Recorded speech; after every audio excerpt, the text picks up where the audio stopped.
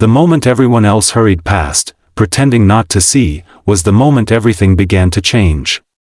Outside the hospital's main entrance, under the harsh white daylight that revealed everything people tried to hide, a small girl sat on the cold concrete steps holding her mother's trembling hand. Their shadows were short, sharp, and unforgiving in the midday sun, and so was life. Most people walked faster when they noticed them, eyes fixed ahead, hearts guarded. But one man, a man who had every reason to walk away, slowed down instead. That single pause, lasting no more than a heartbeat, would quietly rewrite 3 lives forever. Before the story unfolds any further, take a moment. If you believe in kindness, in second chances, and in the quiet power of compassion, please like this video, share it with someone who needs hope, comment your thoughts, and subscribe to the channel Gentle Hearts. Your support helps these stories reach the people who need them most. The hospital stood tall and modern, its glass walls reflecting the clear blue sky, a place of healing that somehow felt intimidating to those who had nothing. On the steps sat Maribel Hayes, a single mother in her early 30s, her posture straight but exhausted, as if she had been holding herself together for far too long. Her clothes were clean but worn thin by time and careful washing. Beside her sat her daughter, Noah, barely 8 years old, with sunlit brown hair tied into a loose ponytail and eyes far too observant for her age. They had been there since morning, not because they wanted to be, but because they had nowhere else to go. Maribel had learned how to wait. She had waited for buses that never came on time, for job interviews that ended in polite smiles and quiet rejections, for bills to stop piling up, and for grief to dull after her husband passed away 3 years earlier. That day, she was waiting again, this time for mercy. Noah had been experiencing severe chest pains and dizzy spells, and after collapsing at school, she had been rushed to the hospital. Tests were done quickly, efficiently, and expensively. The diagnosis came with gentle words and heavy consequences. Treatment was possible. Treatment was urgent. Treatment was something Maribel could not afford. By noon, after hours of conversations that ended in paperwork and sympathetic looks, Maribel found herself escorted outside. Not because the staff was cruel, but because the system was. Without insurance and without payment, there was nothing more they could do at that moment. So she sat there, holding her daughter, whispering reassurances that felt thinner with every passing minute. Noah leaned against her, quiet, sensing fear even when it wasn't spoken. The bright day mocked them, people laughing nearby, cars pulling in and out, life continuing as if nothing was wrong. That was when Elias Crow arrived. Elias was known in the city as a visionary CEO, the kind who built companies from ideas and turned them into empires. He was in his early 40s, sharp-featured, impeccably dressed, and constantly surrounded by assistants, schedules, and expectations. That day, he was visiting the hospital for a board meeting about a new pediatric wing his foundation partially funded. His car pulled up, doors opened, and the familiar choreography of importance began. Yet something disrupted the rhythm. As Elias stepped onto the pavement, his eyes landed on the mother and child sitting just feet away from the entrance. He noticed the way Maribel's hands shook as she brushed Noah's hair back. He noticed the child's pale face under the sun.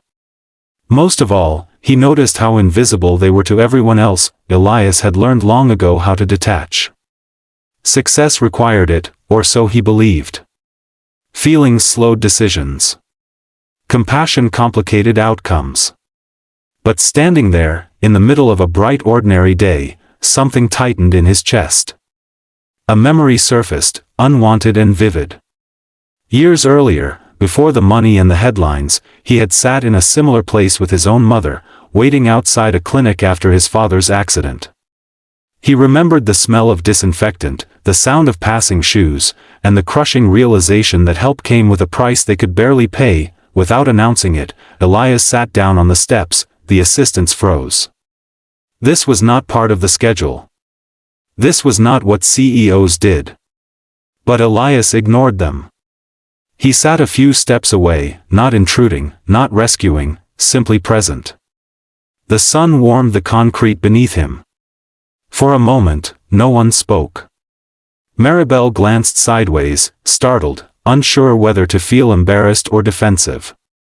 She straightened slightly, as if preparing for judgment. But none came. Only silence, heavy but gentle. Minutes passed. The city noise hummed around them. Noah looked up first, curious, her gaze meeting Elias's. He offered a small nod, nothing forced, nothing dramatic. That simple acknowledgement made her relax just a little.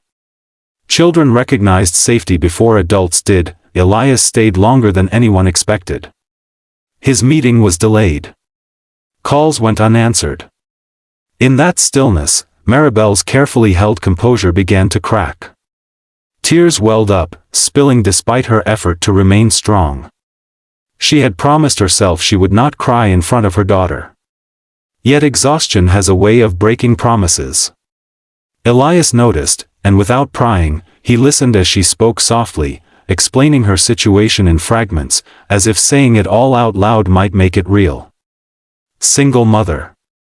No family nearby. No insurance.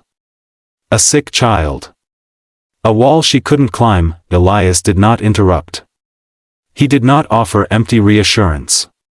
He simply absorbed every word. In Maribel's voice, he heard his mother's fear from decades ago. In Noah's quiet presence, he saw himself, small and scared, trying to be brave. What followed was not a miracle, not fireworks or sudden applause. It was something quieter and far more powerful. Elias stood up, not to leave, but to act. He made calls, not as a CEO making deals, but as a human being asking for help to be given where it was needed. He authorized coverage through his foundation. He ensured Noah's treatment would begin immediately. He arranged follow-up care and support, not just for the illness, but for the family struggling beneath it. When hospital staff returned, their expressions changed from regret to urgency. Doors opened again. Noah was taken inside, this time not as a burden, but as a patient who mattered. Maribel stood there, stunned, tears streaming freely now, not from despair, but from relief so overwhelming it felt unreal.